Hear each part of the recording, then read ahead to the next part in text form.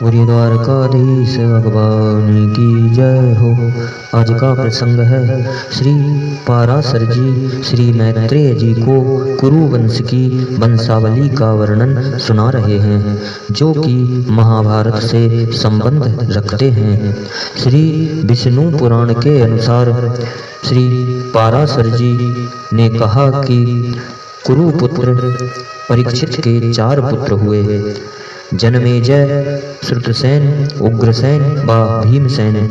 कुरु के दूसरे पुत्र जहन्नु के सुरथ पुत्र विदुरथ पौत्र व सार्वभौम प्रपौत्र हुआ, जिसका पुत्र जयसेन पौत्र आराधित प्रपौत्र आयुतायु हुआ, और इसके पुत्र अक्रोधन पौत्र देवातिथि तथा प्रपौत्र ऋक्ष हुए।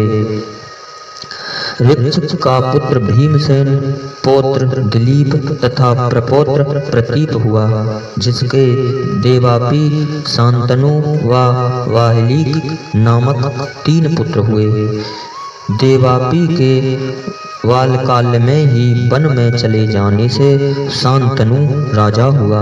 शांतनु के विषय में एक श्लोक प्रसिद्ध है, जिसमें कहा गया है कि शांतनु जिसे भी हाथ से स्पर्श कर देते थे वह वृद्ध भी युवा हो जाता था, तथा समस्त जीव उनके स्पर्श से शांति का अनुभव करते थे, इसलिए उनको शांतनु कहा जाता है। शांतनु के राज्य में एक बार 12 वर्ष तक अनावृष्टि हुई। तब ब्राह्मणों ने बताया कि इसका कारण शांतनु का परिवेता होना है, क्योंकि बड़े भाई के राज्य को वह भोग रहा है। जब तक बड़ा भाई पतित अयोग्य ना हो जाए तब तक छोटे भाई का राज्य पर शासन अधिकार नहीं होता। अतः शांतनु अपने भाई को राज्य सौंप दे तो वर्षा हो जाएगी। यह सुनकर राजा शांतनु के अमात्य असमसारी ने वेद के विरुद्ध बोलने वाले तपस्वियों को समझा बुझाकर वन भेज दिया। उन तपस्वियों ने वन में सरल हृदय देवापी को वेद विरुद्ध मार्ग में प्रवृत्त कर दिया। इधर शांतनु ब्राह्मणों के साथ देवापी के राज्य अधिकार सौंपने गए। देवापी को राज्य का अधिकार सौंपने गए। तब ब्राह्मणों ने देवापी को समझाया कि वह वापस चलकर राज्य संभाले, क्योंकि वेदों का ऐसा ही आदेश है।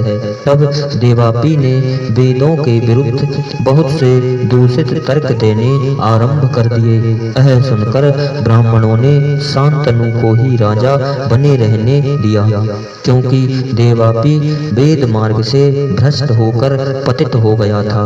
अतः शांतनु परिवेता नहीं रहा। इसी कारण मेघों ने भी वृष्टि आरंभ कर दी थी। इस प्रकार शांतनु के अमात्य का षड्यंत्र सफल हो गया। प्रतीप के तीसरे पुत्र वाहिलीक का पुत्र सोमदत्त हुआ, तथा भूरी, भूरिश्रवा व शल्य नामक 3 पौत्र हुए। शांतनु के गंगा द्वारा यशस्वी शास्त्रज्ञ व परम वीर पुत्र भीष्म हुए। इनका नाम पहले देवव्रत था, परंतु आजीवन ब्रह्मचारी रहने की भीषण प्रतिज्ञा के कारण उसे भीष्म कहा जाने लगा था। सत्यवती नामक दूसरी पत्नी से शांतनु ने विचित्रवीर व चित्रांगद नामक 2 पुत्र उत्पन्न किए। चित्रांगद बाल अवस्था में ही एक गंधर्व द्वारा युद्ध में मारा गया।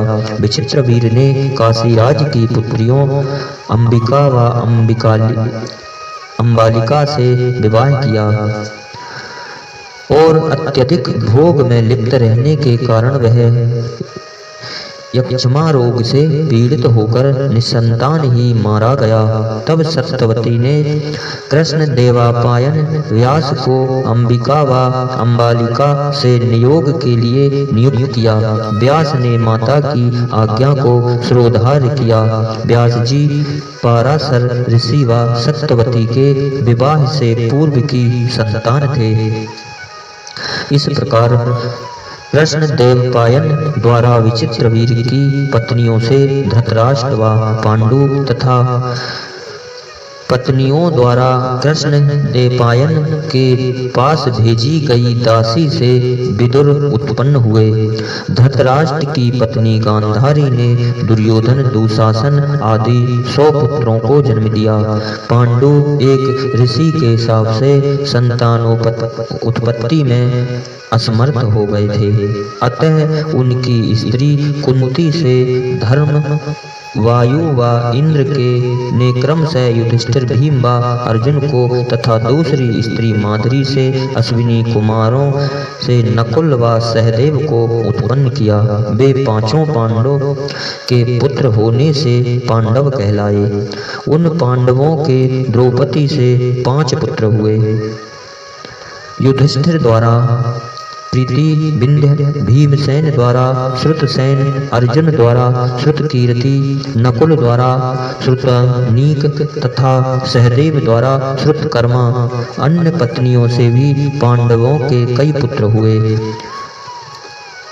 योधेय से युधिष्ठिर के देवक, भीम के हिडिंबा से घटोत्कच तथा काशी से स्वर्ग, नकुल के रेणुमीत से निर्मित्र, सहदेव के विजया से सुहोत्र तथा अर्जुन के नाग कन्या उलूपी से ईरावान, मणिपुर नरेश की कन्या राजकुमारी से पुत्रिका धर्मानुसार बभ्रू वाहन तथा सुभद्रा श्री कृष्ण की बहन से अभिमन्यु हुआ, जो किशोर अवस्था में महान बल पराक्रम दिखाकर चक्रव्यूह में मारा गया।